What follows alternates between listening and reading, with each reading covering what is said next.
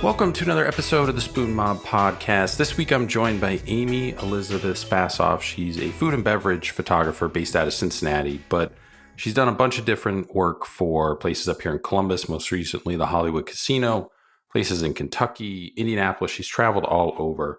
I really wanted to have on a professional photographer to talk about kind of their career, their experience in the industry, and how it relates to food and beverage. She's known mainly for in-motion beverage photography, which is kind of pouring of a cocktail or a cocktail being set down on a table or a bar counter or whatever and kind of splashing. So it's really awesome photography that she's kind of found this lane in. And then she does other stuff too as well. I mean, portraits and everything too. She's done stuff for the Reds and I think Dave Chappelle too, when he was doing concerts out in Yellow Springs during COVID and everything like that. So we kind of talk about her career, how she got into photography, different equipment she uses, what she recommends, what's the most important aspect for a photographer, people, that are hobbyists or amateurs wanting to get into the profession, things like that too as well. It's really interesting. And, I'm super happy that she was able to come on. And one of the days that she didn't have a photo shoot and chat for, about an hour or so about her career and everything, just kind of nerd out on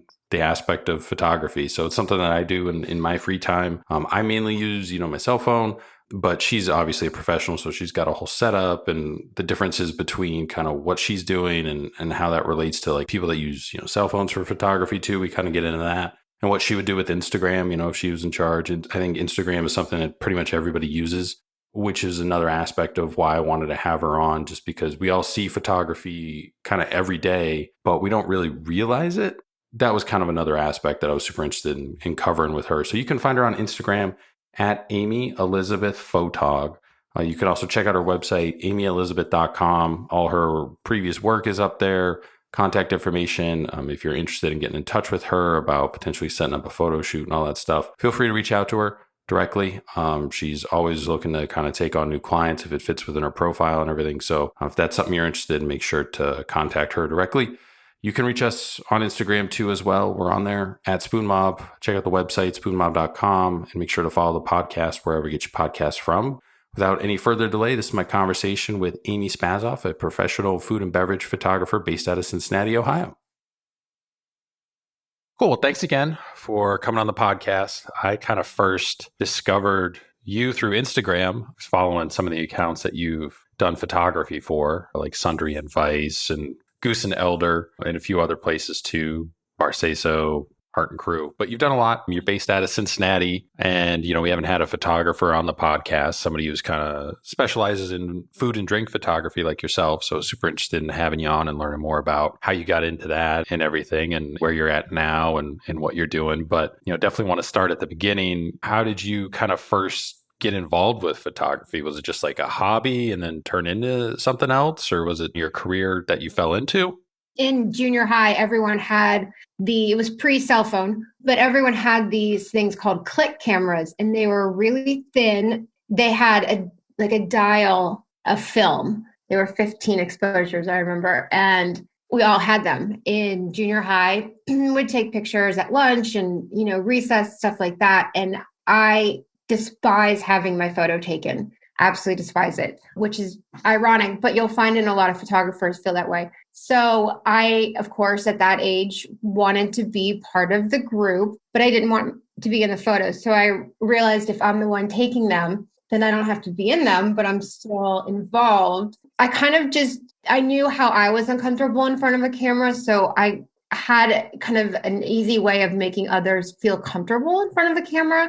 And it just kind of came from that. So it all started because I didn't want to be in photos. I never studied photography, but I grew up with it. I have my dad's old camera bag from when he was young. So I kind of just fell into it from that. Studied English literature because I wanted to be a lawyer. But then my first day at a law firm studying for my LSAT, I realized it's basically a lot of making copies and not anything like Law and Order, the TV show. I got into writing, and that got me into the advertising world. And this whole time, I'd always just had a camera on me. And I happened to take a photo at a friend's wedding reception that caught other people's attention. And they said, you need to do this professionally. my friend Tracy Conrad said, no, we're going to do this. And so I started shooting a lot of events around the city. One day I got a phone call from a friend, and I had been shooting for local magazines as well. So I wasn't just doing events. That was just kind of what got me into the world, the creative world. And so a friend called me who's a public relations company owner, and he said, my photographer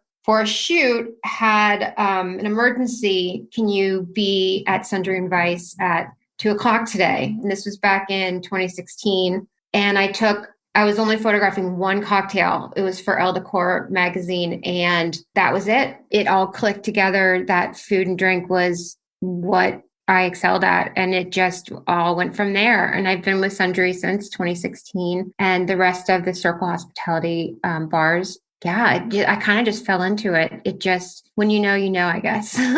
It's so funny because there's quite a few people that I've talked to that have gone either the lawyer or like med school route, and then they wind up, for whatever reason, they just decide like it's not for them. It's just something about it, is not what they thought it was going to be. I remember, one person, they started going on like medical rounds and they're like, I'm doing a lot of paperwork. I'm not actually like curing sick people. Like it's not like the TV shows like you described. You went to University of Miami for that and graduated and everything.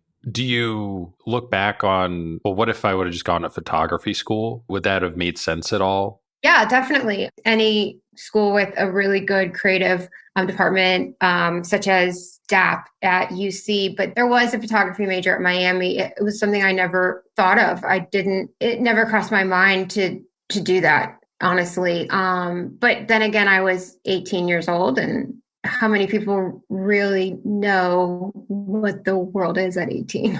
I think growing up the way I did, it was just, there was this obvious linear path to what you're supposed to do. And not that I was ever pushed on that. It was just what I was surrounded by.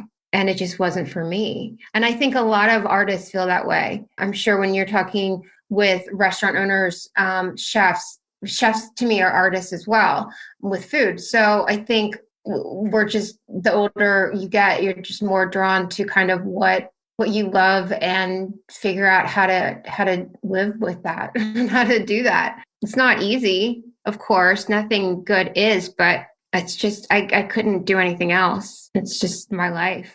Would you say photography schools are like worth it for somebody that'd be interested in pursuing a career in photography? Or based on what you know, is it just a lot of like real world application, like going out, taking pictures, like finding a mentor? Would that be kind of a better route? Since I didn't go to an art school, I can't speak on that 100%. No one really can either way. But I think education is always the best route to go into. I don't think you necessarily need a degree, but I do think if you don't study it, you have to study it on your own. I have taken one course in photography, actually just a few years during COVID, because I had the time. I was in a meeting with a client and actually had to sign an NDA. They were a very well-known worldwide brand. And so they were using terminology that I just didn't know. And I thought, I need to learn these actual terms for things. So I did go take a class for that. I think just like any art, you have to, it has to be really innate to you. When I look at something, I know right away how I would photograph it to kind of fit the vibe of what we're going for. So I think that can't be taught. You can teach someone how to play an instrument, but there's the people that are wonderful at it. There's just this innate feeling that they know what to do. So you can teach skill, but I don't think you can teach the desire. I don't know of any, but I mean, not that I've ever really looked into it, but you mentioned UC, but like, are there any schools that do have great like photography programs that you hear about with all your friends and connections in the industry that are like somebody, should look into that if that's a route that they were going to go? That is not something I have a ton of knowledge on. I mean, I think the best place to start is if someone is young. I believe that most high schools still do have a photography class. I know we had it in my high school, and I believe it's still pretty old school. I mean, you're doing film and you're learning how to develop film and stuff, but I think that's the best place to start. You got to learn the history of it all first. But there's lots of courses you can take. Definitely the most important thing is just what I tell people all the time is you don't need the camera I have. You're not going to get your money's worth out of it. Buy something basic and just start photographing things that catch your eye. And it doesn't matter if it's an overturned garbage can. It doesn't matter. Like there's something about it that's interesting to you. Just start taking it. But definitely, I mean, I study every day I have a chance. I'm constantly reading up on different photographers, the history, artists I love, just in general. I mean, I was reading about Basquiat last night and just what interests you. I mean, I'm the most boring eater in the world. I'm like a boring vegan, and yet I photograph food. It's interesting how things come together. People always say, "Oh, don't you get so hungry on shoots?" And it's so great to be able to try everything that you photograph. And I'm like, you guys know I'm vegan, right? I rarely eat anything when I'm shooting, but I will always try a cocktail. I've definitely tried more cocktails in the Midwest than most people. So when you first kind of get started, you mentioned you were doing some weddings and stuff like that. Oh, no weddings, no events, like charity events. I've actually done 2 weddings. One was a surprise to all the guests. It was a couple who had been together several years. All their kids, they were all living together, and they decided, let's just get married at our holiday party and surprise everyone. So I thought that would be fun. But then another was a friend who's been with his partner for 23 years, and their photographer, I guess, got sick a couple weeks before, and they convinced me to do it. So, but that was at their house. So no, I've never done weddings. I think that is a whole different skill set, much of which is personality, really calm individual. It's just not me. So you're doing events and stuff, and you started your own business, essentially. I think it was like 2008, right? You started your own photography business officially. When did you know, like at what point did it get to where you're like, okay, I can actually start my own business out of this, instead of it just being like do an event here or there on the weekends and stuff like that? No, right away. I knew I could. It was just starting climbing up the hill. I knew I could. I knew it was something that was going to happen. All the pieces fell together. And so I was working full time as a writer until 2014. And I was working nights and weekends shooting. When I was laid off from my writing job, our company was purchased by another, and massive layoffs happened, of course. I was like, okay, this is the time to do this. I did nanny for 3 years for a good friend of mine, just like 20 hours a week. So I always knew that I at least had the mortgage covered. And then I just, every other minute was spent working and getting new clients and pushing myself. So I did that until, I went full time, I guess around 2018. And then it's been full time ever since. A couple years before that, I think you had like your first editorial image was published. I think it was like 2016, right? That was the Sundry and Vice. Yes. That's when I was like, this all clicks. It's food and drink.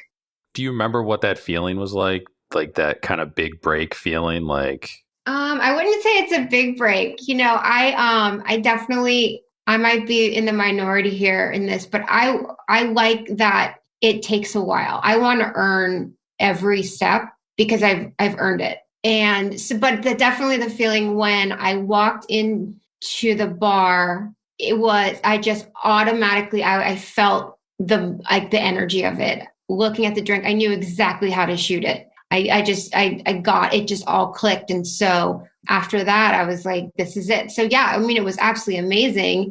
And I was so grateful for that opportunity. But then it's like, okay, let's get to work here and not make that a one-time thing. But yeah, it was just the kind of a moment of like an aha moment, I guess you would call it. you've photographed for a bunch of places. I'm not all sure what I can mention, but like professional baseball. I think you've done some stuff for Sundry and Vice, some of the Jose Salazar restaurants down there, Barce. So, I mean, you just did some stuff up here for a new restaurant sporting club that opened. Some celebrities you've done some stuff for too as well. Yeah, so I do a lot in Columbus, mainly with the group Peerless. They currently have 3 restaurant bars on High Street in Short North in Columbus.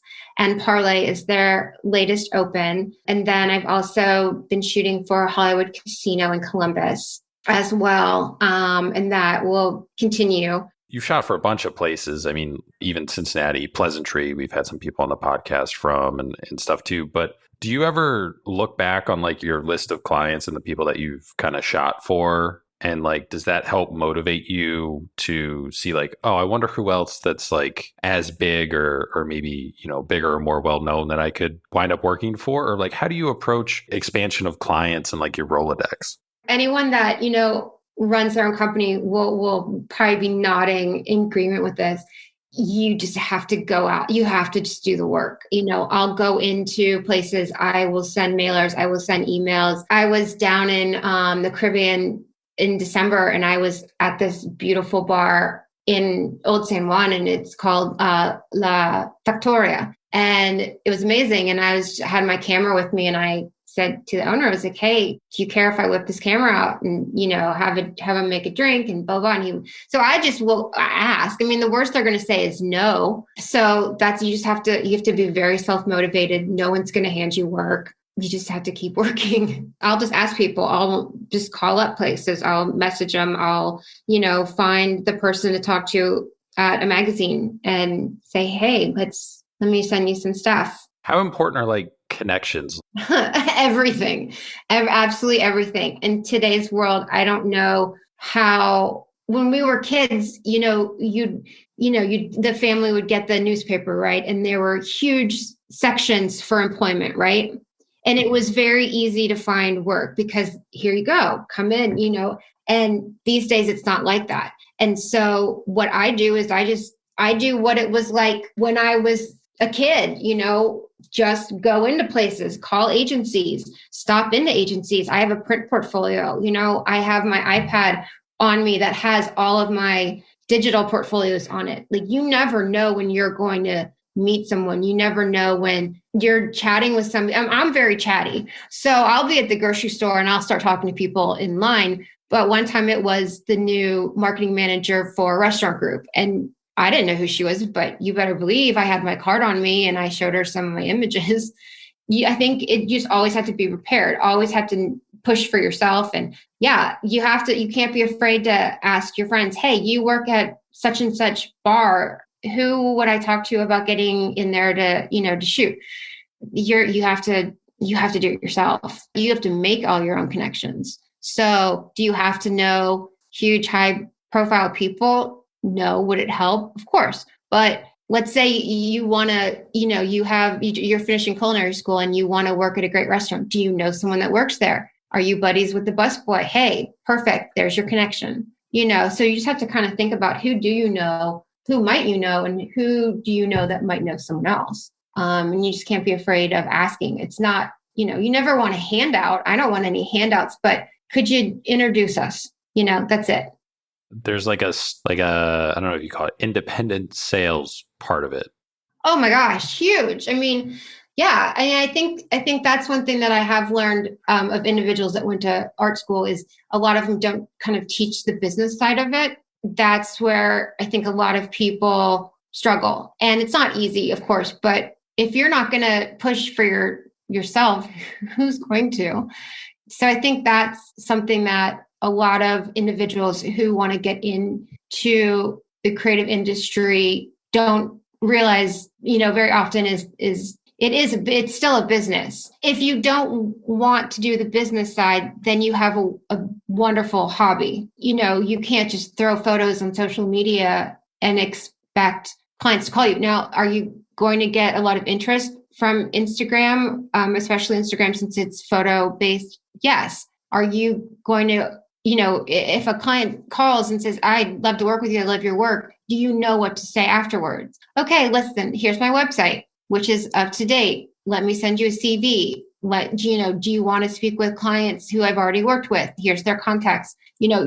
Can I send you over a contract now? Do you have all that stuff ready? I've met so many people that are like, oh my gosh, I love your work. I shoot too. And I'm like, well, here's my card, all my info on there. I'm like, let me get yours. Oh, I don't have one. Well, what's your website? Oh, it's not ready yet. Okay, well, get it ready. No one's going to do it for you. It's a lot of business work, but when you love, I love what I do, every aspect of it. So you have to be your own like champion. You can't expect other people to do it. Have you encountered any of those like electronic business cards in the wild that you see like advertised where it's supposed to be like they tap your phone or whatever and like you have all their contact information? I had a friend asking me and I was like, I know they exist, but I have never seen one used at all.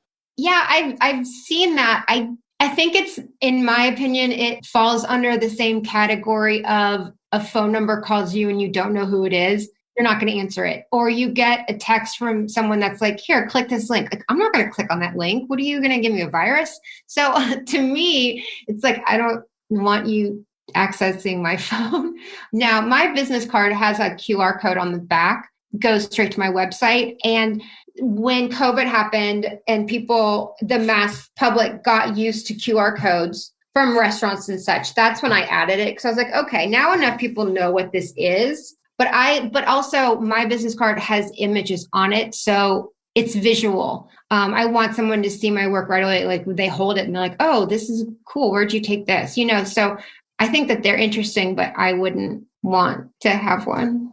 Yeah, that was kind of my response too. It seems like a good idea, but I'm just like, I think everybody would just kind of prefer the physical card. It's weird. It's such like a 1950s thing, but I don't think that's anything that's really ever going to change, Yeah, I think the thing is that if you give me something electronically, I'm looking at it and then it's just going wherever it goes to live, right? If someone hands me a business card, I'm going to see it when I clean out my pockets or when I'm in my wallet. Like I'm going to see it again and again and again. So I think having something that's physical and also it's tactile. So you're not only looking at it while you're listening to me tell you about myself, but you're feeling it as well.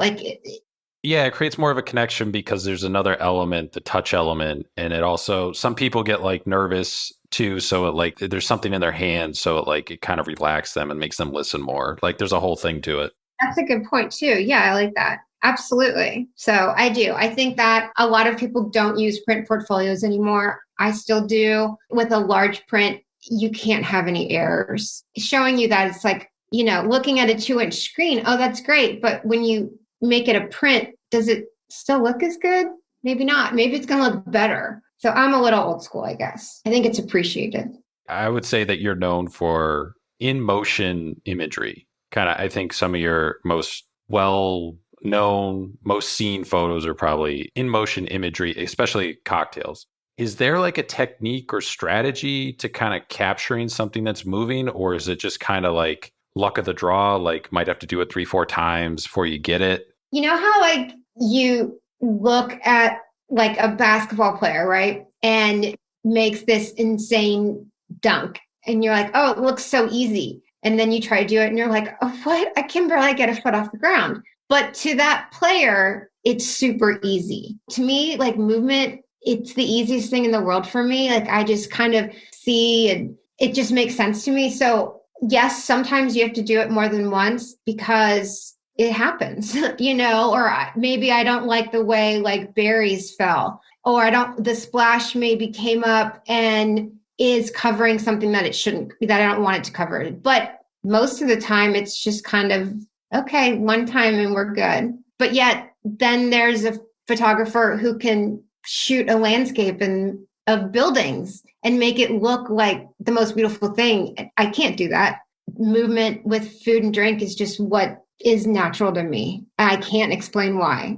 To me, it seems like in motion photography is pretty irregular. And like you're saying, it's pretty difficult. So that might be why it's irregular. Does that make it also kind of more memorable when someone sees it too? It kind of goes back to the thing that we were talking about with the business cards being like multi-sense layered. I think movement just kind of, it's like puts you in the moment, I think, and it makes it interesting. And I think you look at those images longer. Maybe someone just thinks it's cool. Maybe someone likes the arc of the liquid. Maybe someone is thinking, is that real? Or is that photoshopped? I'll tell you, it's never photoshopped. I wouldn't even know how to do that. I think it's interesting and it's just what I like to do and it's fun. And I think it shows more of a personality than just something just sitting there. Now, I have lots of images that I think are my most beautiful that there's no movement. I don't know. It's just fun. It's fun. It's a lot of fun. It's fun when you show the bartender who made the drink the image and they're like, oh man, that looks so cool. Because that's what we're doing it for. I mean, these people put in so much hard work creating these recipes and working on their craft. It's like, my job is to make your hard work shine. That's what we're doing here. So I like it. It's pretty cool. It kind of makes their product come alive to me.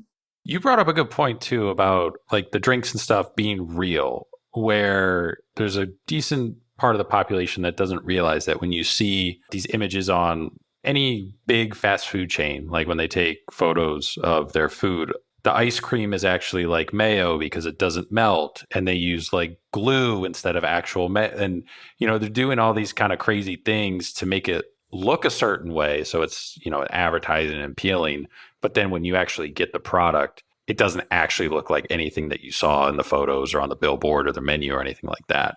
Yeah, every once in a while you'll get lucky and be like, oh wow, this looks like a photo. I mean, I always use real things, but yeah, definitely. I mean, I'm shooting on location at restaurants or at bars. So that is the plate that's coming out of the kitchen made by the chef that's going to be making your food. I do think there's a more realistic expectation. I mean, is it going to come out, and now are they going to pour flambe right in front of you and sparks fly? Probably not, because that, can't do that all the time in a crowded restaurant, but it is real. Yeah. I mean, all the food's real. I mean, there might be some, strategic toothpicks, somewhere, but it's real. You could eat it.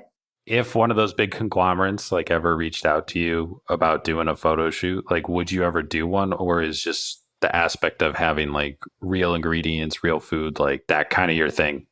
I would do it because it would be a great experience. It might not be something I would want to do twice. If McDonald's called, I'm taking that phone call. It just might not be for me though, after I do it, but had photo shoots that I'm like, that just wasn't for me. And that's okay, but I still did them. A lot of people ask me, they're like, you're not like a meat eater. How do you photograph? I'm like, that's nothing to do with it. Just because I don't eat it doesn't mean someone else doesn't want to. I don't really have any limitations on that. I did always, the one thing I would never want to photograph is like a roast, like something on like a spit. That's probably the only thing in the food world that I wouldn't want to photograph.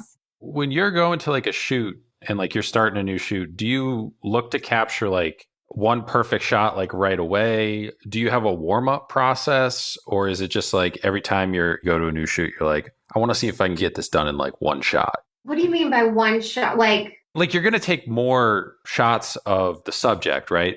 Do you have like this competitive thing with yourself where you walk into a new shoot and you're like, I want to see if the first shot that I take is the final shot that we wind up using, kind of thing? So it's almost like you did it in one shot, even though you're going to do, like 30 more. No, I mean, I always will take a backup, because what you think looks good might not when you really look into it if you don't have backups. But I'm not someone who's going to take like 800 pictures. I don't have the time for that. And neither does the client. So I definitely do my homework. I know what I'm going to do before I get there. I know pretty much what's going to happen. I might be shooting, 20 items. I would say usually the first image I take is the one I use, but there's plenty of times where I'm like, I just don't like how this is looking. Let's come back to this. There's some things that are just never going to photograph great. It usually comes down to the texture. In my opinion, guacamole, not the most attractive food, right? It's a texture thing. So yeah, it's usually the first shot I take that when I'm thinking back when I'm going through editing, yeah, I'll take maybe like 4 or 5 shots of something and go to the next. But that's what clients are paying for, that I come in prepared, that I know what I'm going to do, that I'm going to do it quickly, going to take up as little time off of their already busy schedule as possible. You come in, you have a plan, 4 or 5 shots of each thing. You do like 5, 10 things, then out. They don't have to like cook another plate or anything like that. I'm always really clear. Like when I go into a shoot with a new, let's say a restaurant, and I always want to talk to the chef right away. Just say, look, this is the timeline. Here's all the items. You put these into whatever order is easiest for you from your flow of the kitchen. One item every 5 minutes. Like, I don't want everything at once. Things settle. So I just kind of go over a list of stuff and then ask, the chef if he has any thoughts on anything, if he's looking at this and needs to change anything. So for me, it's a very collaborative process, and we just kind of make sure that we're on the same page and then get going. What's the most important part of a shoot? Communication. Absolutely. Know what your client wants. I'll go into some place and they're like, you just do what you do. I'm like, okay. That makes me a little nervous because the fear is that they're going to be like, well, we wish they looked more like this. And I'm like, I wish you had told me. So definitely, if you don't know the person, communicate. And I'll say, do you like these? Like, why is it me that you want to photograph your stuff? And they might say, oh, I loved what you did here. I'm like, okay, so that's the look you like. And sometimes they'll say, can you shoot these like this? And I'll think, I'm not the person for you. You want something that's a different style than mine. So, go with somebody who has that style. I can't shoot something. I'm very bright and I like shadow and I like movement and it's very crisp. So if you tell me you want something else, well, then a different photographer is for you. We all have our own styles. It's like going into a McDonald's and asking for a Whopper. Like, you just need to go somewhere else. And there's no harm in that. I mean, it's all just artistic differences, Don't expect a steak at a salad bar.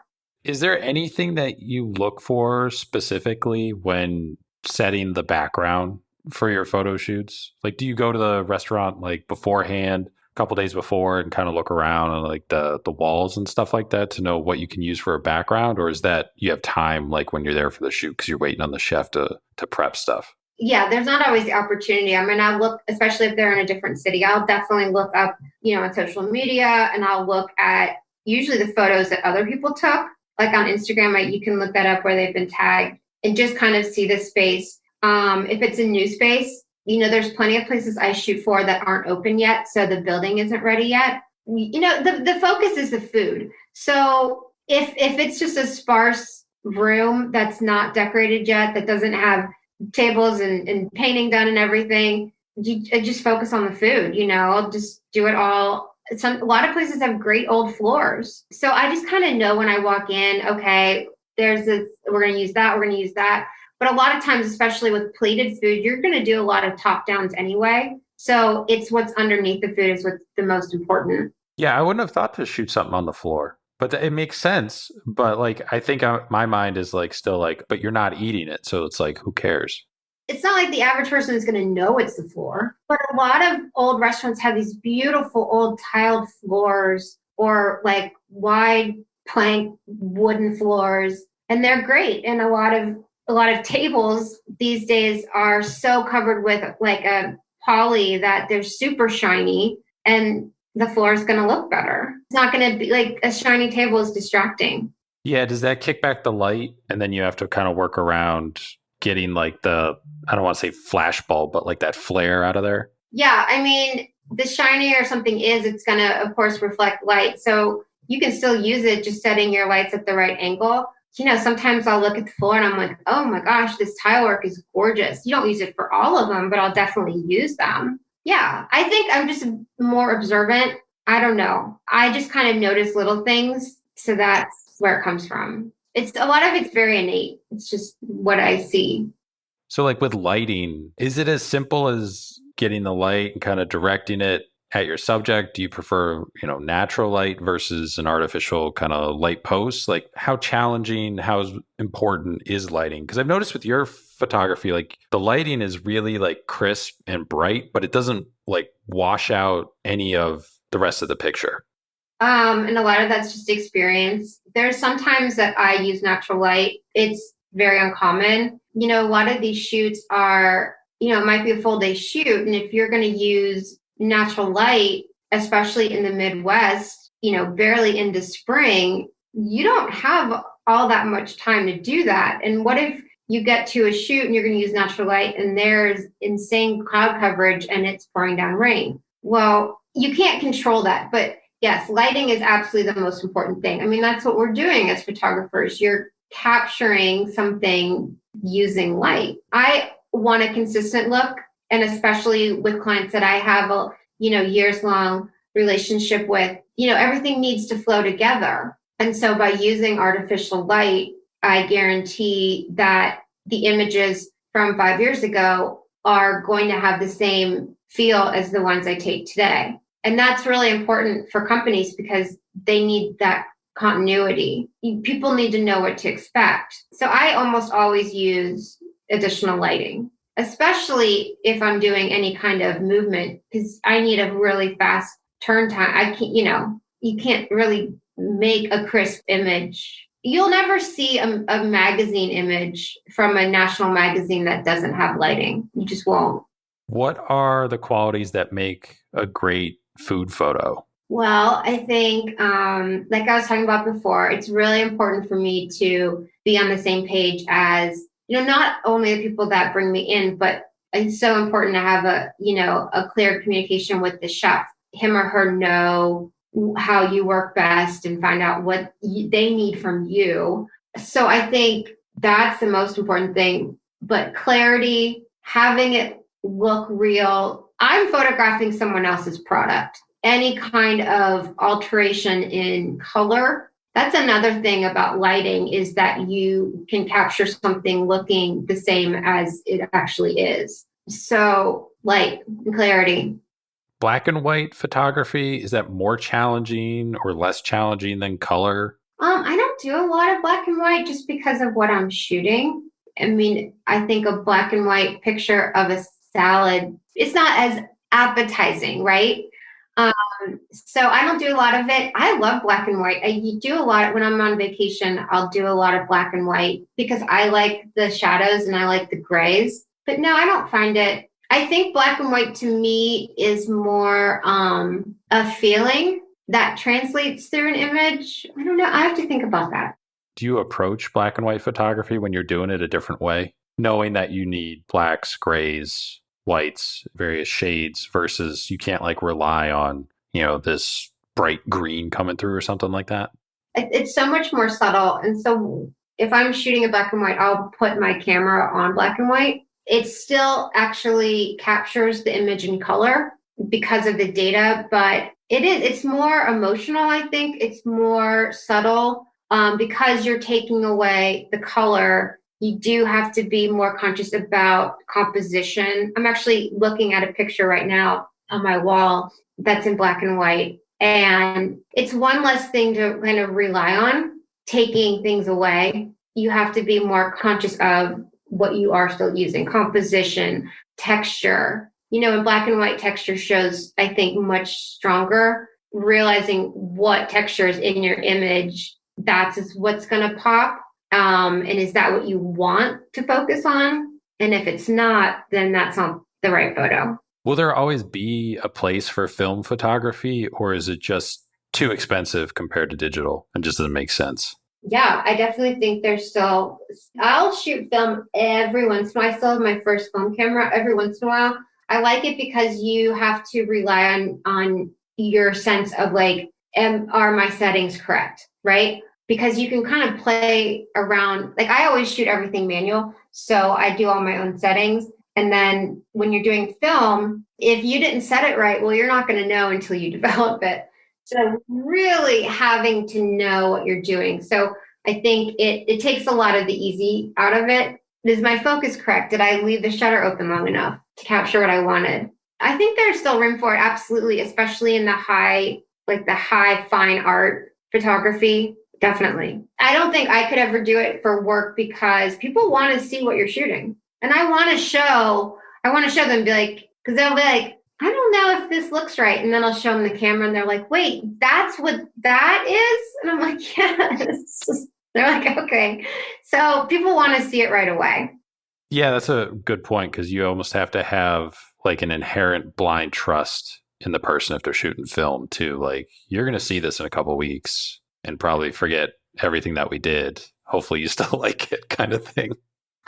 But yeah, I mean, I think film is really cool. I like it a lot. What's the longest shoot you've ever done? 4 days. Was it like the entire menu or why was it so long?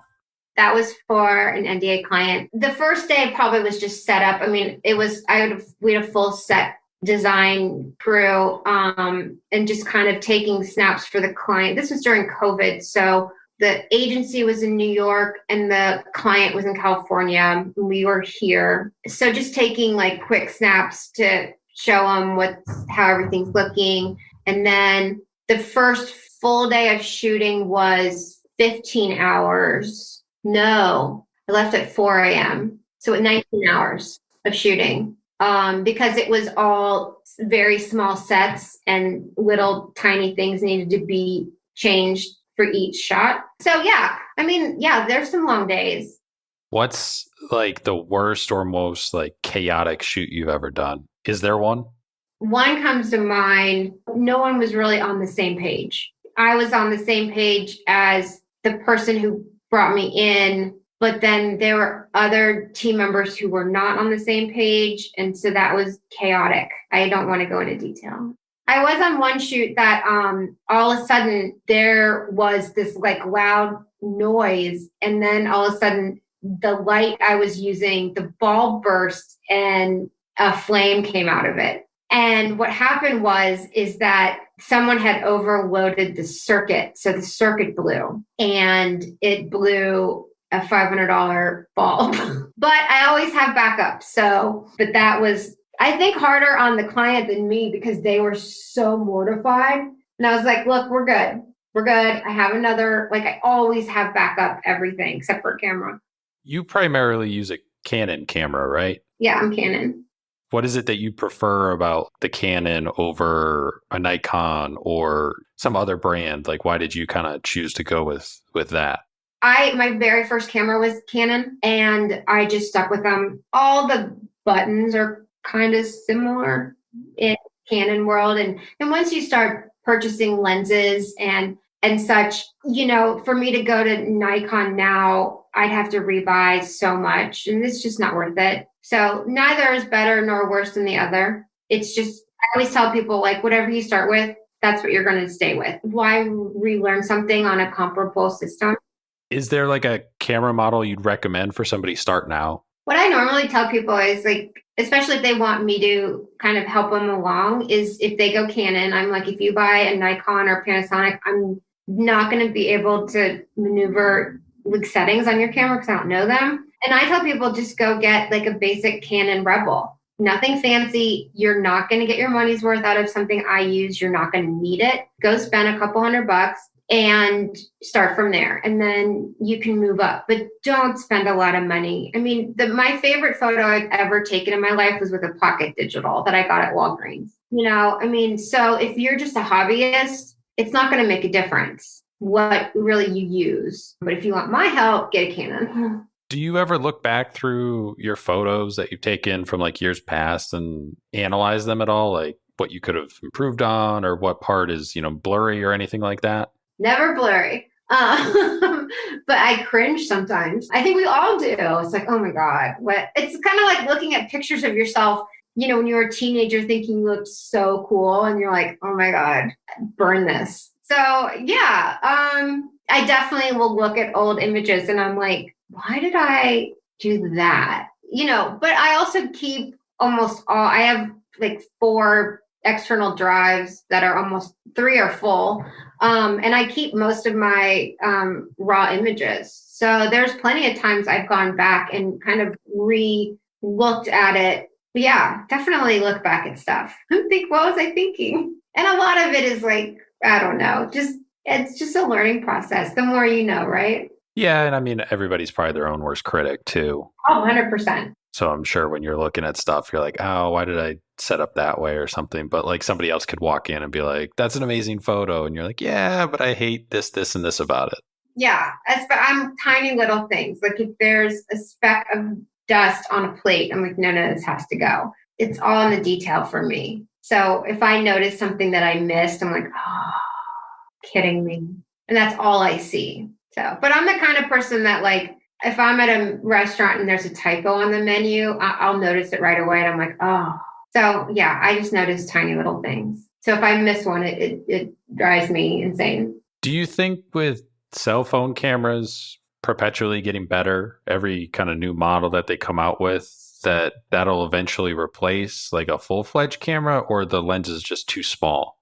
I mean, cell phones aren't cameras. A cell phone can take a picture, but it's not a camera. So, I think two things. One, the reason cell phone cameras get better is because actual cameras get better. So an actual camera will always supersede and always be better than a phone. Number two, a camera does one thing, captures an image. How many things does a phone do? Therefore, it's always doing other things. So, a phone's a jack of all trades. It's not a specialist. Cell phone photos don't have raw data. You can't really do anything with them. They're not raw images. Can you print them? Sure. You can edit them with mobile editing things, but you can't upload it to your computer and use regular Lightroom or Photoshop. It's just they'll never replace it. Anyone who tells you they took that picture with their phone, yeah, they might have there's plenty of beautiful cell phone photography, but it's never going to be as good as a camera. It's never going to be able to do what a camera can do. Have you ever seen those billboards, like Apple puts them out? Like we have one downtown here, and I think it's a picture of, I don't know if it's like a flower or like a pepper or something, but it's like shot on iPhone 13 or whatever. Is that real, or is that they really took it with a camera, like an actual camera, and then blew it up and just say it's from the phone camera? Well, if it's a billboard, you're not going to be able to make a billboard out of it. I mean, it would be so pixelated. If somebody took the exact same photo with a camera, with an iPhone, or with like an actual camera, what would be the biggest like noticeable difference between the two images? Quality. Like depth and texture and stuff? For what I do, like food and drink, I've seen people use like portrait mode, right, on an iPhone. Thing about portrait mode is if you're shooting, like, let's say a champagne glass, all right, has the stem on it, right? Clear glass. Your camera, since it can see through the glass of like a stem, it's gonna like get rid of it. So I don't know. I can always tell when something was taken by a cell phone. But it's just overall, you can just kind of tell like it's not as high of a quality. Like the lines aren't as sharp, the blacks aren't as dark. Now, I'm not referring to like, there's some cell phones that have they have like the 3 lenses, but a normal cell phone is wide angle. It's like 4 millimeters. Your distortion is crazy, right? I mean, I won't shoot below 24 millimeters ever because distortion. I mean, you can tell that like lines are curved on the edges. It's just 4 millimeters is really, have you ever taken a selfie and you're like, that doesn't look like me? Well, it's because it doesn't. It's not going to. It's like whatever's in the center is wider because it's curved. Can you flatten it out? Yeah. Most people don't. Instagram, like, has that helped or hurt the photography industry? I get a lot of clients from Instagram. I definitely, is it annoying when you see someone who has like 500 likes on like their pedicure, whatever, that they took, on the, I don't know. But I mean, I think it expands who gets to see your work. And I think that it opens up the door to, I follow photographers from all over the world. And I think you get to see different styles and you can see what other people are doing. I mean, I like it.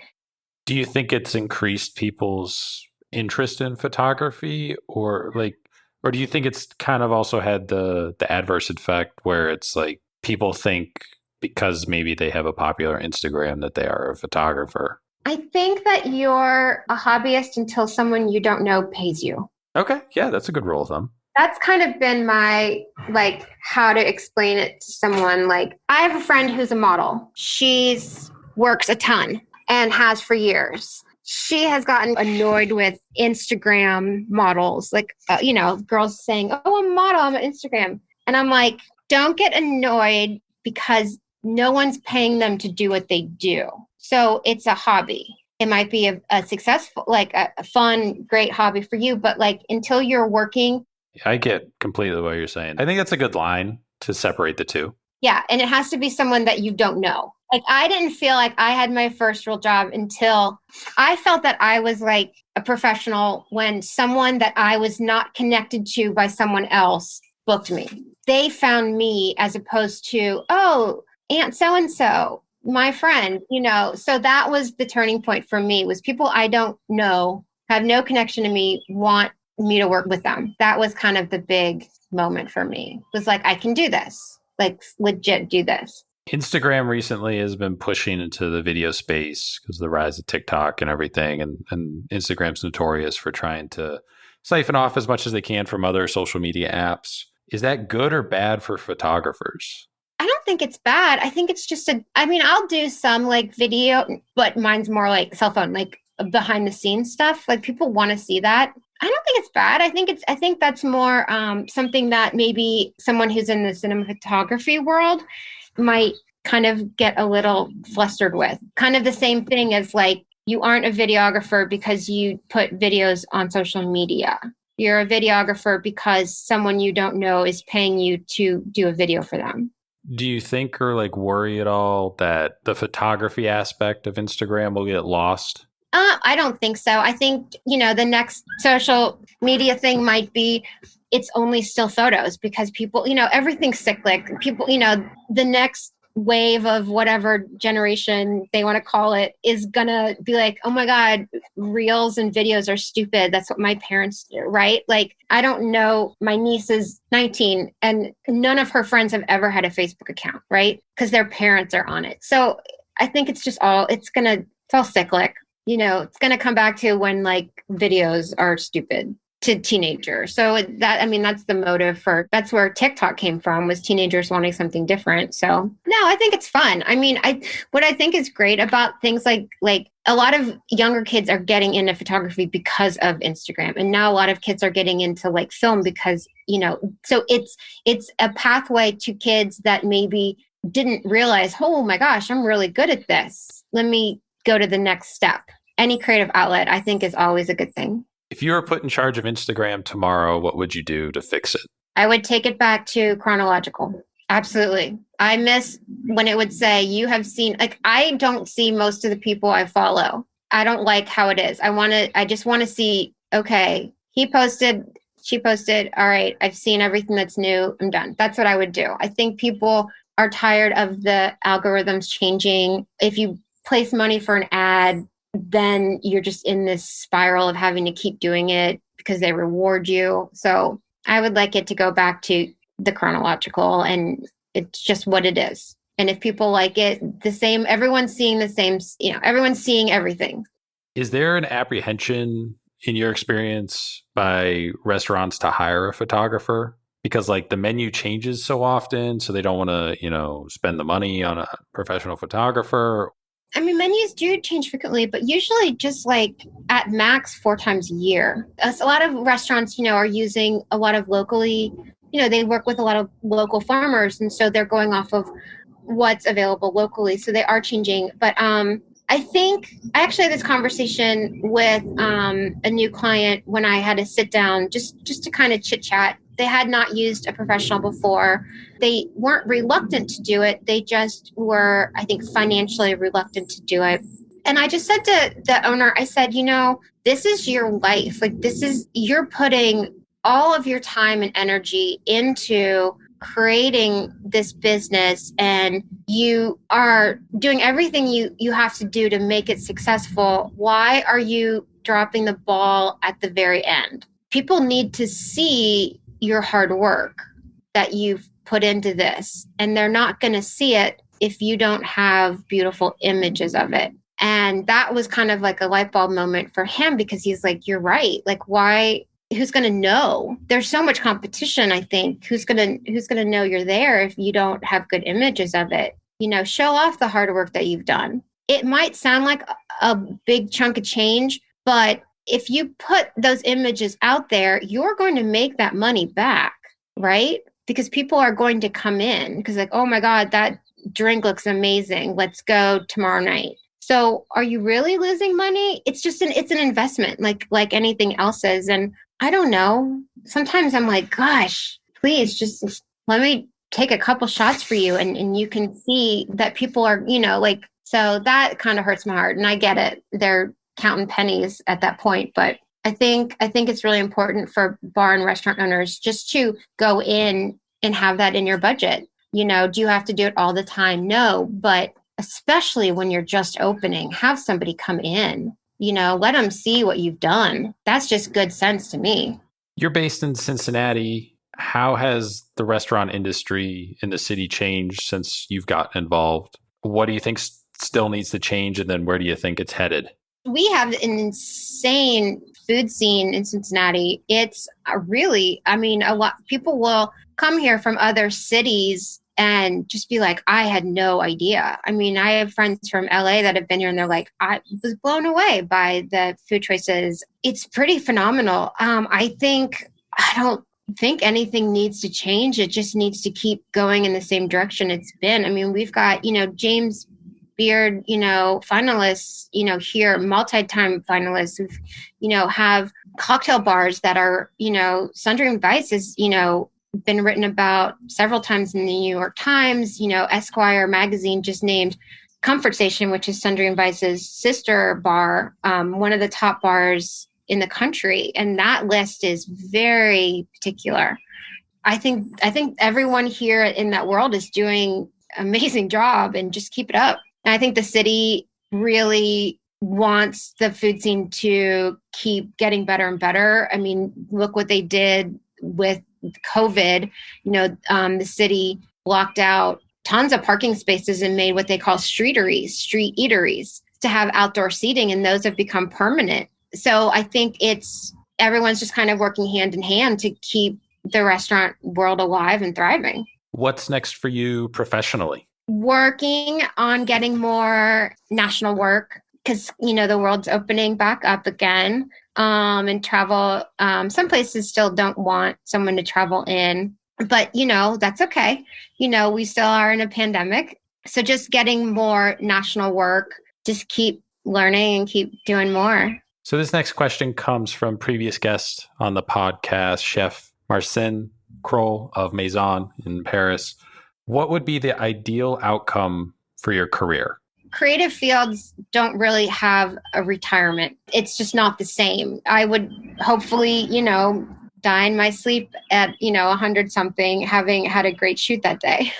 Just keep getting to shoot in different cities, different countries, and just keep doing what I'm doing. It's not about the money. I love getting a great shot and being like, oh my God, look at this. Like turning to the chef and showing them, like, it's the greatest thing in the world to show them, like, this is what you made. I don't know. I love that. I love seeing like the eyes of like a chef after I show them the photo of a dish that they spent months perfecting. Like, that's the best, because that's what we do it for, to show them like, that looks like the best thing in the world. You want to eat the picture. What's a question you want to leave behind for the next guest? It's 2 parts, okay?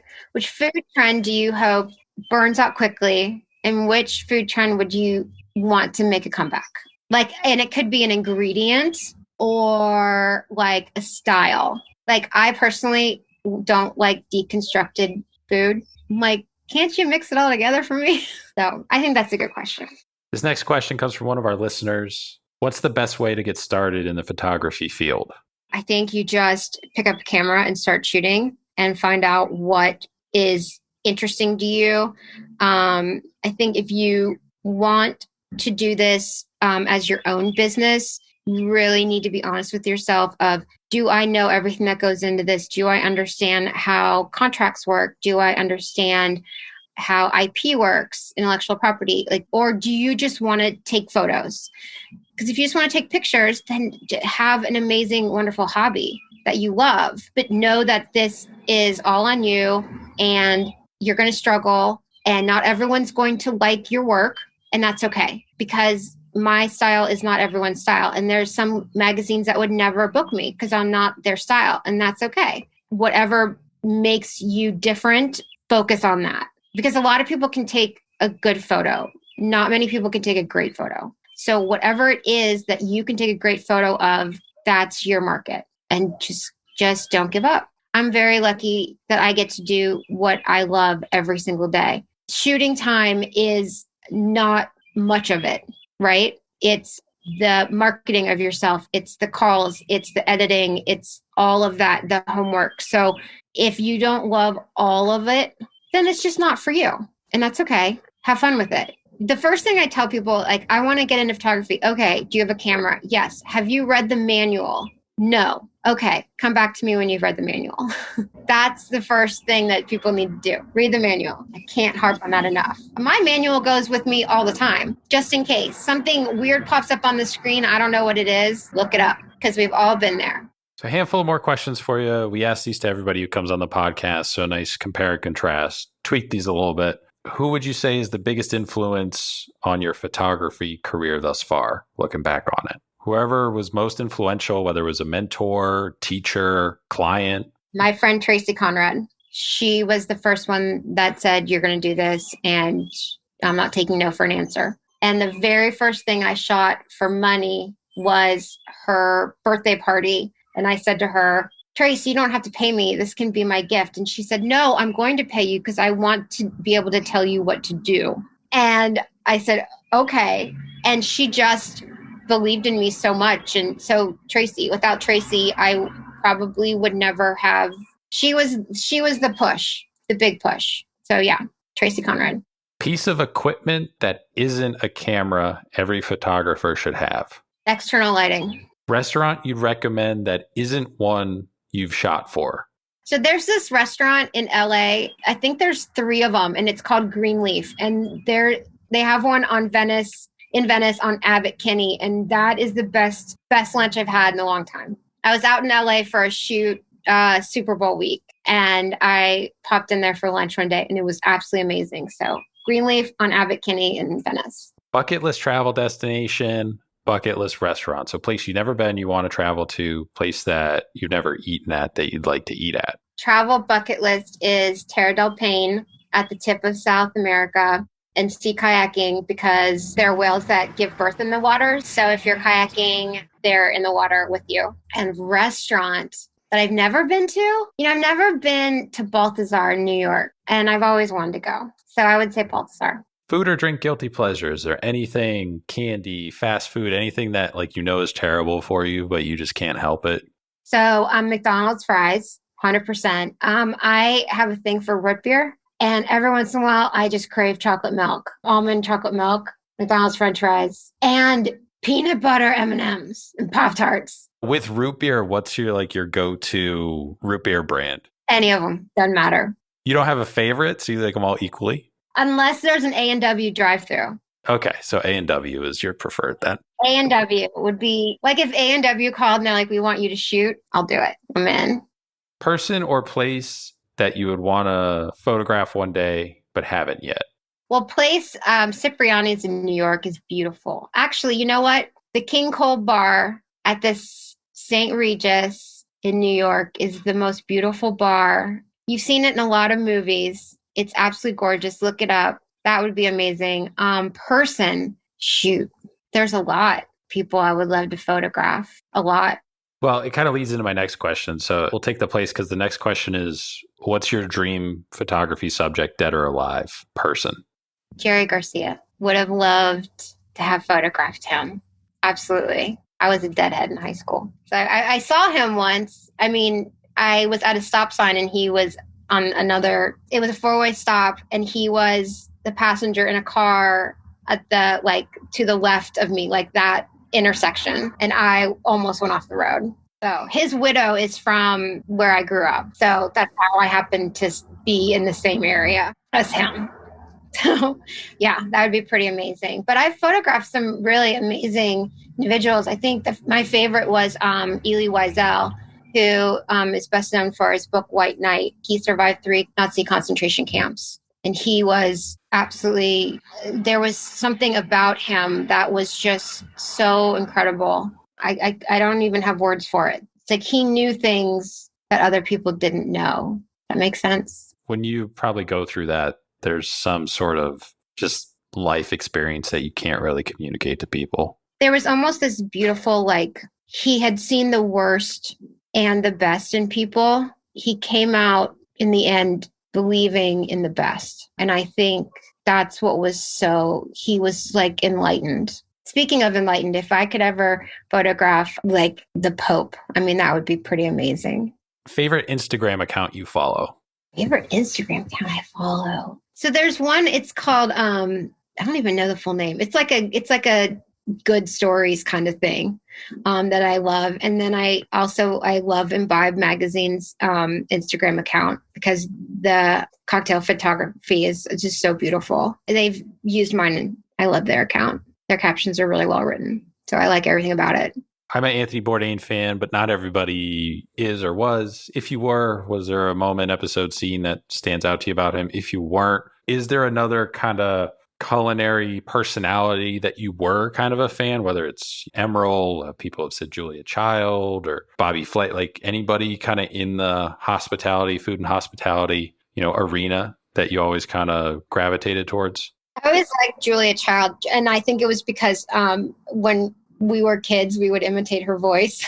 But she was just always, and like Enoch Garden, it's similar because it's like just porcelain. I like that whole just, it's not just about the end result. It's about enjoying what you're doing and just really having a real love of just food and the ingredients and love sharing like, oh, did you know this? And, oh, this tastes better if you're drinking wine while you make it, and I think that just makes it more fun and enjoyable. And it shows you so much personality of the person. So yeah, I like those. I never watched the show and I thought about going back and watching it, but kind of just makes me sad that obviously, there were some demons he was fighting that he didn't win the fight against. And it's just sad.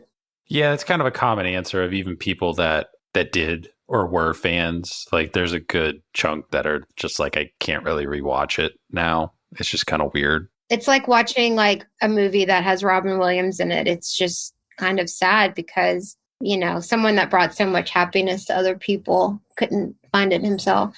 I think probably the only thing I've seen with Robin Williams in it was probably just like rewatching Good Will Hunting or something like that. But like, yeah, there's a lot of movies of his that fall into that category. Where can people find you? Social media, website, plug, everything. So my website is amyelisabeth.com. And that is, Elisabeth is spelled with an S, not a Z. And Instagram, it's Amy Elisabeth Photog. So it's AMYELISABETHPHOTOG. LinkedIn, Amy Elisabeth Spasoff. And then on my website, there is a page that you can email me directly, or my number is listed on there so people can call. Anyone that's listening, if you are in the market for beautiful work, someone that's going to work with you, make sure everyone's on the same page, definitely check out my work. If you want to talk to anyone that I've worked with, just go on to Instagram and, see, I always tag the restaurants, please feel free to contact any of those past clients and say, hey, how was she to work with? So definitely whatever you feel is best for you, definitely just reach out and we can always just have a chat and see if it'd be a good fit for both of us. Yeah, your photography is amazing. I mean, I know you're known for the drink stuff, the in motion and everything, and it's super cool. And I can only imagine I know it's a natural talent of yours, but I can only imagine how difficult that would be to try and recreate. So probably make a mess doing it if I was going to do it myself. But sometimes we still make a mess, though. I mean, definitely good to have, some rags around. But yeah, if you're going to make things splash, you're going to make a mess. The lighting is amazing too, looking back through some of your photos and just how it like pops, but it just doesn't blur out any of the rest of the image, but it really kind of like highlights it too. It's really awesome work and it's a fun Instagram for me to follow and see what you're up to, and looking forward to seeing kind of what other stuff you get to work with and for and stuff you get to photograph, because we're in the area. So it's always nice to, oh, that's a new place. Oh, that's what it looks like. Like it's cool to kind of get that view. Yeah, another thing, I think if somebody's in the area, definitely go on my page and you can see like, oh, that's a new restaurant. I'm going to go check that out. So that's, even if you're not somebody who's looking for a photographer, but you're looking for a good place to go get a drink or something to eat. Yeah, it's another reason to check out the page and you can see what you might be ordering. Yeah, because like Parlay, for example, I knew it was opening, but I haven't seen any press from our local stuff about it. And I think, probably your photographs were probably the first things that I saw relating to it, aside from walking by it in the short north. Yeah, it's a great new spot. Same owners as Gallup Park and Fireproof. Yeah, they have a great menu and they have a little bit of everything for somebody or something for everybody, and great staff and great location. And especially if you are into sports, definitely a great place to go watch games. I think they have 42 TVs. It's something like that. Yeah, it's a lot. I'm sure it was busy it was. We walked by. I mean, it was pretty busy with the tournament and everything. But thanks again for coming on the podcast and indulging my photography questions and nerding out a little bit with me. Definitely looking forward to seeing kind of where your career continues to go. Thank you so much for having me.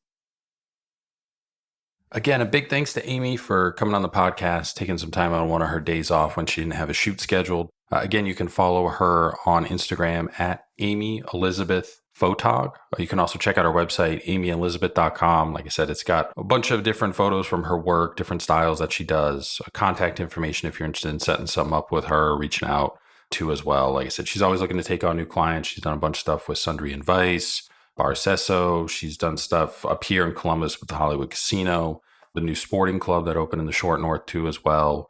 I think recently she just shot something for a new Mexican restaurant that's going to open. It's either in Cincinnati or just across the border in Newport in Kentucky. So she's constantly posting different images that she's taken for different clients and everything too as well. So it's an interesting follow just to see her style and how she's taking photographs. And it's always nice to see a professional do it. And then you can kind of pick up aspects along the way too as well. So super happy to be able to have this conversation with her. But again, also follow us on Instagram at SpoonMob. Check out the website, spoonmob.com. Make sure to follow us on whatever podcast platform that you use. That's it for this week. More episodes on the way. We will talk to you guys next Thursday.